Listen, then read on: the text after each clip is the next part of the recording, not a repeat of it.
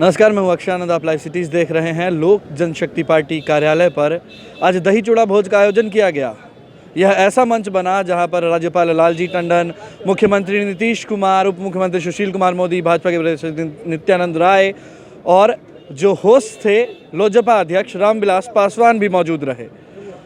कल जब चिराग पासवान की ट्वीट में यह कहा गया था कि ज़रूरत है कि एनडीए भी एकजुट हो, उसका परिचय आज के इस दही चूड़ा भोज में दिखा।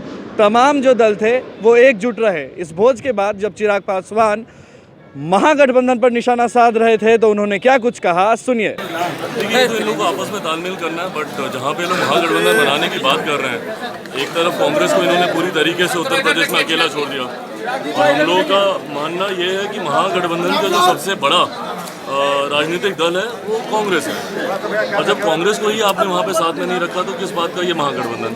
बट बहरहाल अगर ये लोग कोई सीटों की अदला बदली करना चाहते हैं, ये इनका अपना इंटरनल मैटर है, कितनी भी अदला बदली कर लें। जहाँ तक मैं बिहार की बात कहूँगा, बिहार में 100% जीत तमाम सीटों पर हमारे एनडीए गठबंधन की होने जा रही है। जिस तरीके से एक मजबूत समीकरण बिहार में जनता दल यूनाइटेड के आने के बाद और भारतीय जनता पार्टी और लोक जनशक्ति पार्टी के एक साथ रहने के बाद जिस तरीके से एक मजबूत गठबंधन यहाँ पर बना है। 2014 में जनता दल यूनाइटेड नीतीश जी की पार्टी हम लोग के साथ नहीं थी, उसके बावजूद हम लोग का प्रदर्शन बहुत अच्छा रहा। 31 सीटें हम लोग जीते।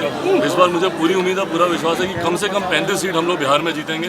35 से ज़्यादा भी हो गई, 40 भी हो गई तो भी आश्चर्य की बात नहीं है। तो ये लोग कितने भी अदला बदली कर लें सीटों का, ना राष्ट्रीय जनता दल का यहाँ पर कुछ होने वाला है और ना उत्तर प्रदेश में। कल आपने एक ट्वीट किया जिसमें कहा कि एसपी बीएसपी का गठबंधन मजबूत है और एनडीए को भी अपने सारे दलों सहयोगी दलों को एक साथ लाना चाहिए। तो आप मान रहे हैं कि एसपी बीएसपी के गठबंधन एनडीए के लिए खतरनाक साबित हो सकता है 2019 में? देखिए, गठबंधन खतरनाक साबित होगा कि नहीं, ये हम लोग की रणनीति पर निर्धारित करेगा। मैंने कल अपने ट्वीट में इतना कहा,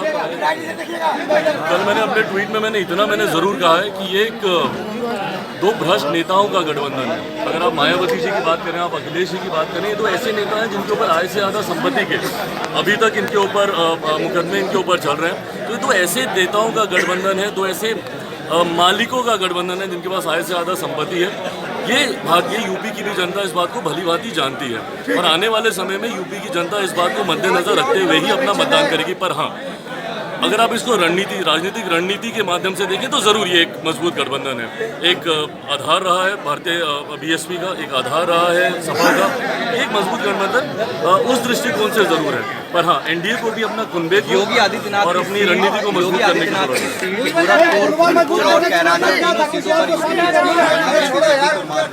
2019 में मुश्किल पैदा हो, इसीलिए मैंने कहा कि उस चीज़ से हम लोग को थोड़ी सी सीख लेने की हम लोग को ज़रूरत है। जिस तरीके से उपचुनाव हुए गोरखपुर में और फूलपुर में, जिस तरीके से या कैराना में जिस तरीके से उपचुनाव हुए, वहाँ पर एनडीए अपना प्रदर्शन अच्छा नहीं कर पाया और कहीं ना कहीं इन दलों की जीत हुई। उसी से हम लोग को सीख लेते हुए एनडीए को अपनी रणनीति और अपने कुनबे को मजबूत तरह से चिराग पासवान ने निशाना साधा है महागठबंधन के ऊपर।